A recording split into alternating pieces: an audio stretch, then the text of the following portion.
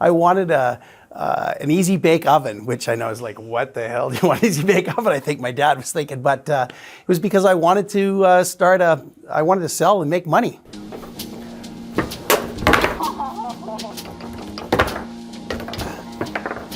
I don't like it when I miss. Oh no! I said, would you try asking him? I didn't know you were gonna be here. Oh, I did it wrong. We can do that again. No, that's great. Okay. All right, welcome everyone. I'm Jackie, I'm Vendasta's Chief Operating Officer, and here with me today, we've got the one and only BK Brendan King, our CEO.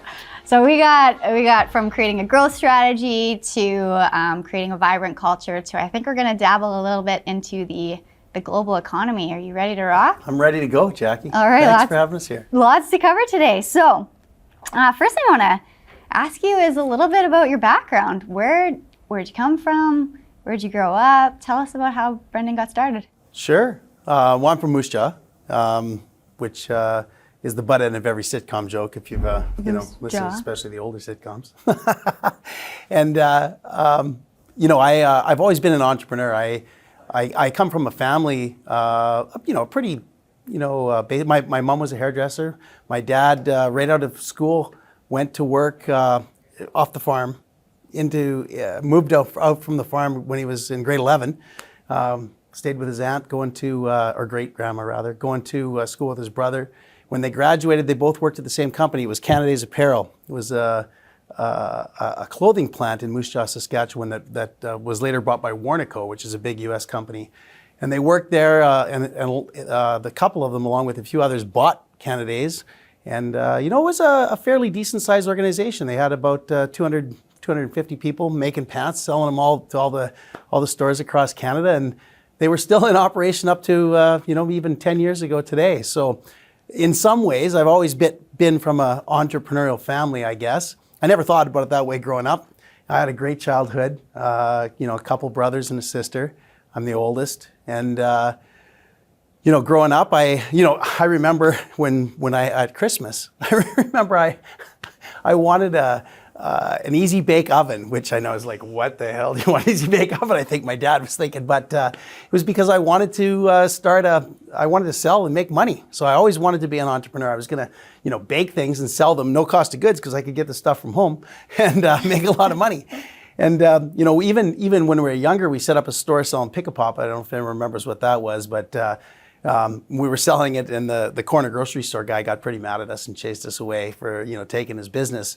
Then I went to university, and I'm a curious guy. I like physics, so I'm like, well, let's take physics. And so I was into sports and things, so it was I took physics, and as I did that, I realized you can't do much with a physics degree, so I got my geophysics degree.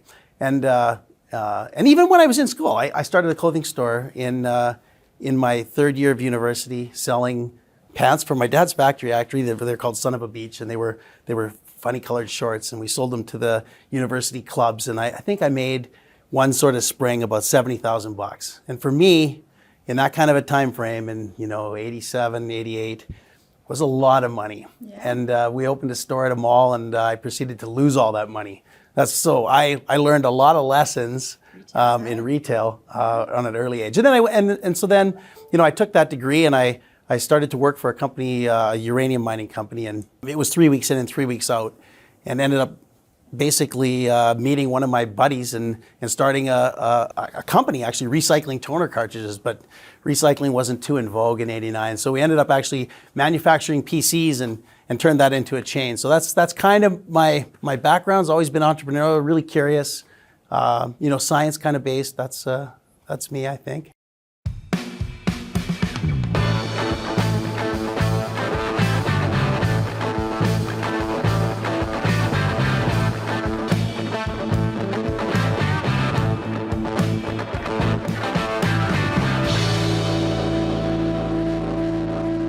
Vendasta is celebrating now 15 years. 15 years. This is wow. And we all remember that because your youngest is also celebrating. Yeah, she's 15 years. That's right. On Valentine's Day. Yeah. And it's kind of remarkable because at that time, not only were you new in starting a company and, growing your family, but 2008 was sort of an interesting time for the world and for people. Just tell me a little bit about what starting a company in a recession looks like. I've never been lucky in the numbers, unlike Clint Eastwood.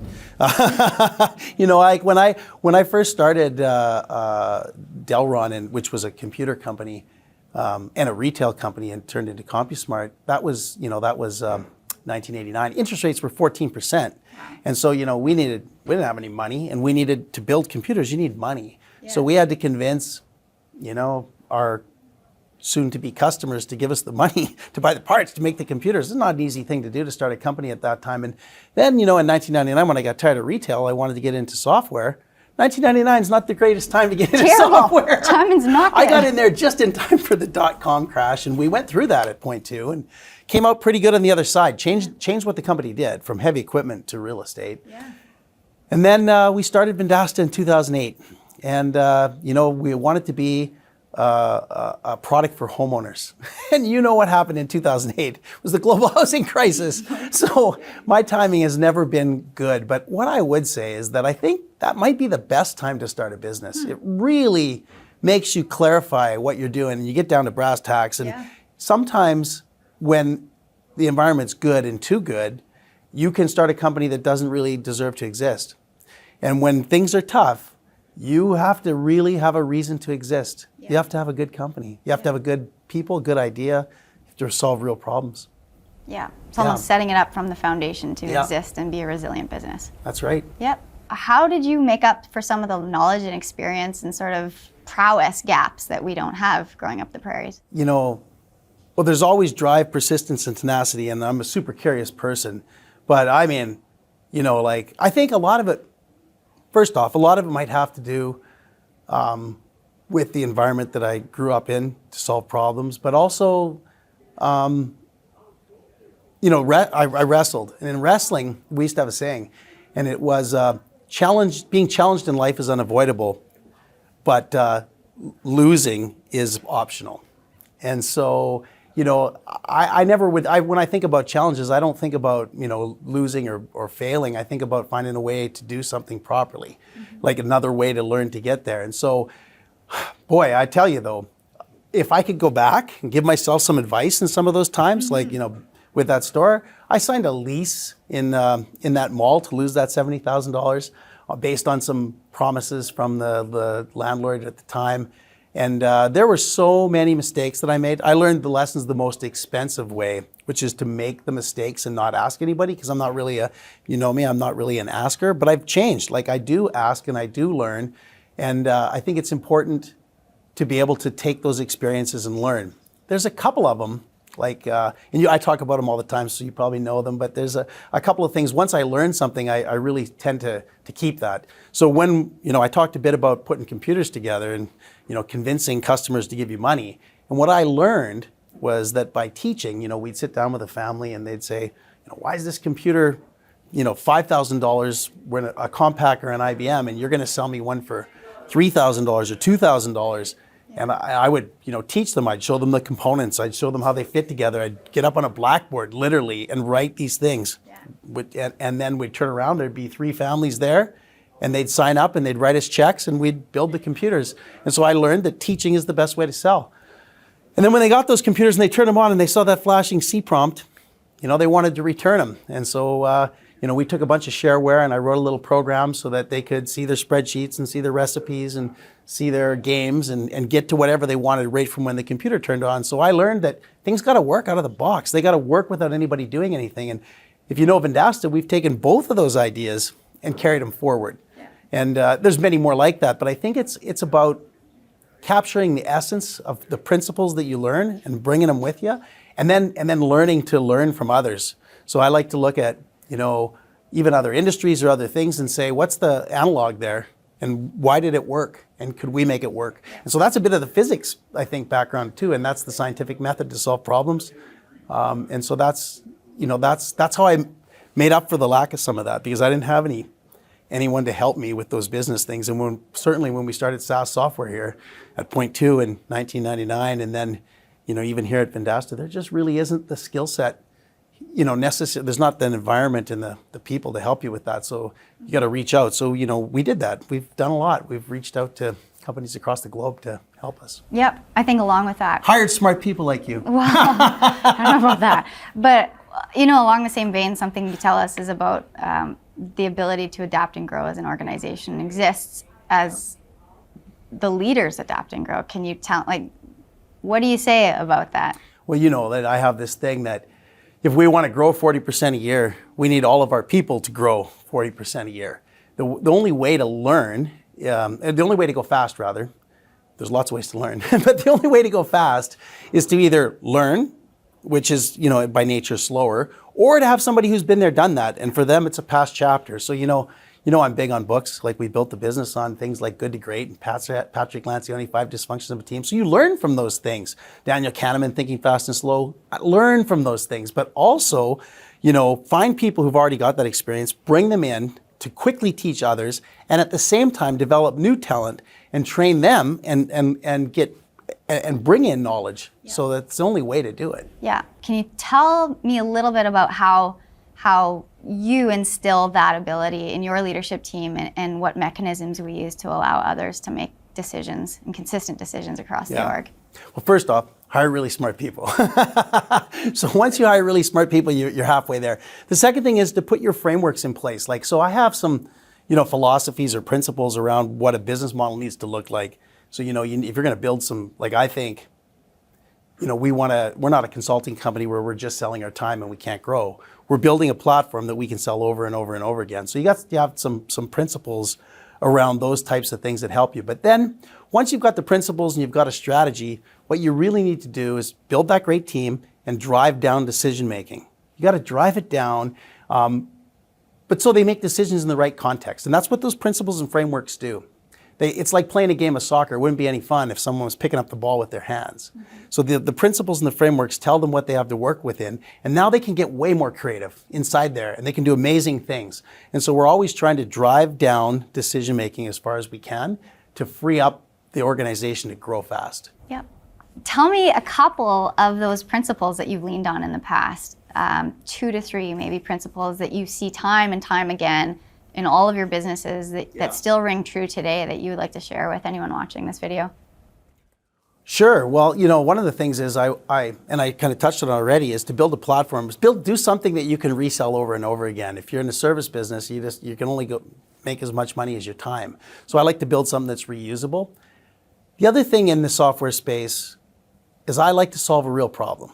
So I think a lot of technology companies fall in love with their technology versus falling in love with their customers' problems. So a principle for me is fall in love with your customers' problems and solve a real problem for them. Mm-hmm. And that's super helpful.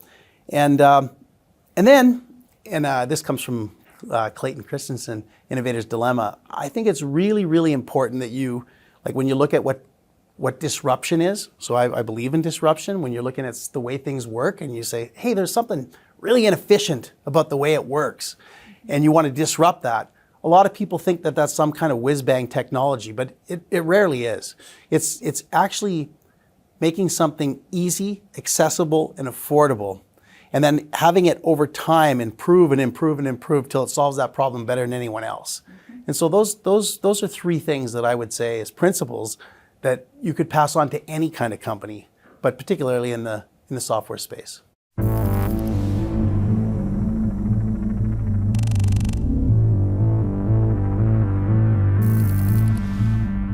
There's a lot doom and gloom in the news right now and coming, off the pandemic and now into what we're calling a recession, or at least indicating a recession. For those who want to start a business right now, maybe they want to start a marketing agency or software companies, what would you tell them? I'd say it's the perfect time. So, Why? Well, hey,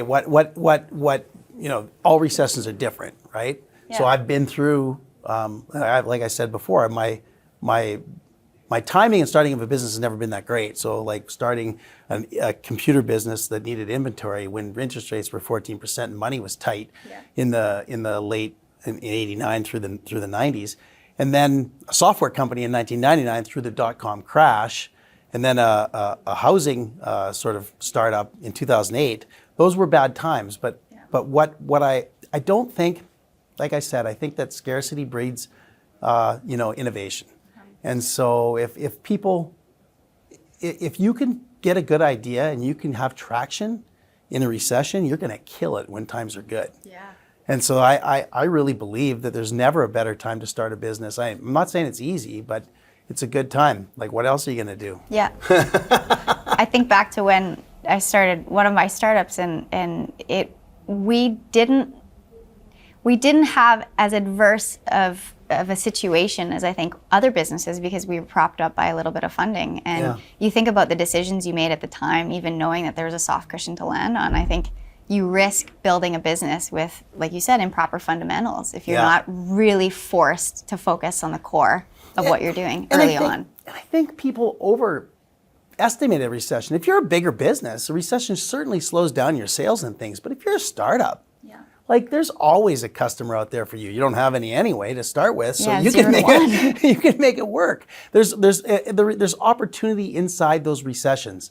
And my quote that from Ayrton Senna that says, "You can't pass 15 cars on a sunny day, but you can when it's raining." Yeah. Recessions are times when it's raining, and what it means is that there's not a ton of other competition out there. So think about starting a business when there's a recession.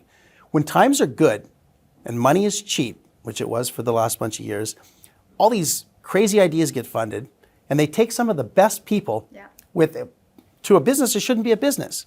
And you're really struggling to start a business at that time. Now, when a recession happens, there's lots of people out there that don't have a job, or maybe and so as a startup, you're able to access people that you couldn't have before, or you're able to get people to take a chance on you that you couldn't have before. So I think it's the perfect time to start a business, quite frankly.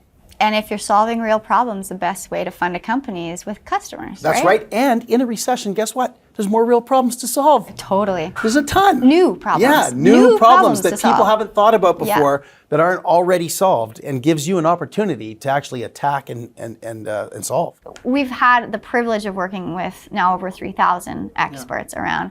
What have you noticed in the ways some navigate? What are the most successful ones doing for small businesses? How are they adding value above the rest? Yeah, when we started with the bigger ones. So we had all these large media companies, newspapers, Yellow Page, radio, TV, and we were selling those point solutions into them. And they have a way to help customers advertise.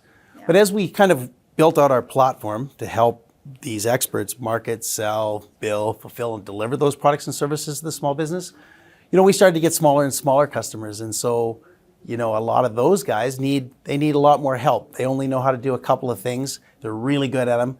And because, have you ever been, as a small business owner, and I was a small business owner, I know how hard technology is.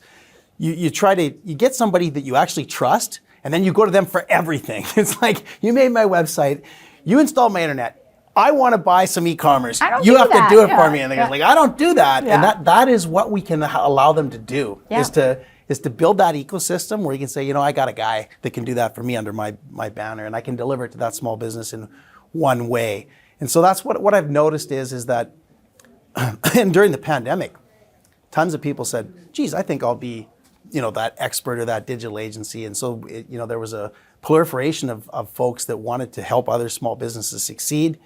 And now as the pandemic comes off, I think a lot of those people are saying, well, I'm going to go back to my real job.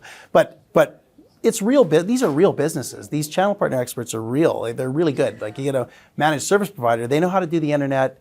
They know how to install, the security things. Mm-hmm. But when someone asks them for a website, in the past, they would have to send them to somebody else. And as a small business owner, you really just want someone to help you. You just want to get the job done. Yeah. And so we can turn these guys into experts in areas where small businesses trust them. We can make them experts. Yeah.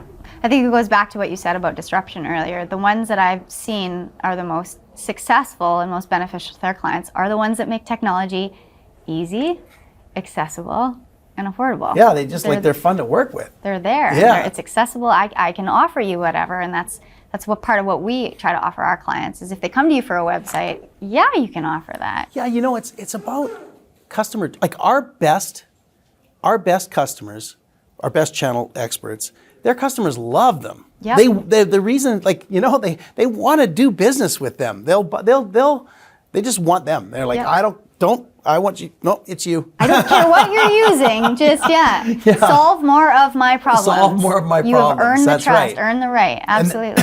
And some of our, more traditional customers, they're in a bit of a bind, right? The customers are like, I don't know if I look at you in the way that's what happened to Yellow Page companies. Yeah.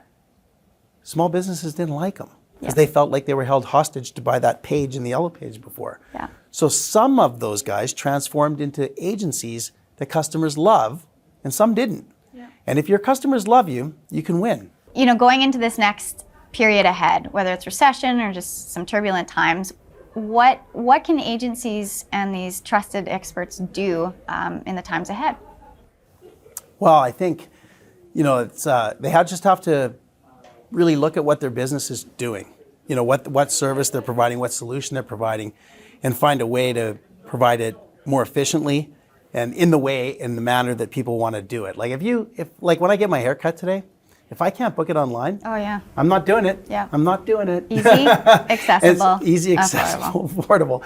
And I think also they have to be open to wow, I'll make a prediction here.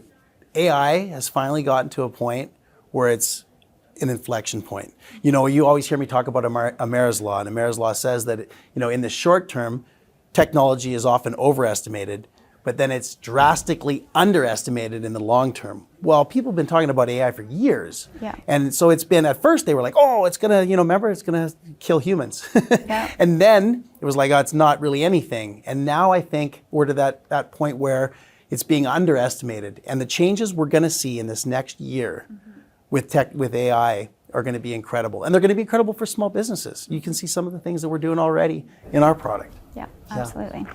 Is there anything that, as a North Star, an indicator of success, that an agency should really hone in on in the next, be it client retention or net dollar retention or new logo? Where would you have someone focus and as a metric of success going into these times? If I actually had to pick a metric in these times, it'd be NPS. Yeah. And that's Net Promoter Score. It's like, how much do your customers love you? Yeah. And that's probably the only metric. If you're not going to, when times are tough, you need your existing customers to love you. Mm-hmm. And that's the number that I would choose the most, is like NPS. It's leading to everything else. It's leading to everything else. Yeah. Well, thank you, Brendan. That was good. Ladies and gentlemen, our CEO, Mr. Brendan King, thank you for joining us today, and we'll catch you next time. Thanks, Jackie. You're fantastic.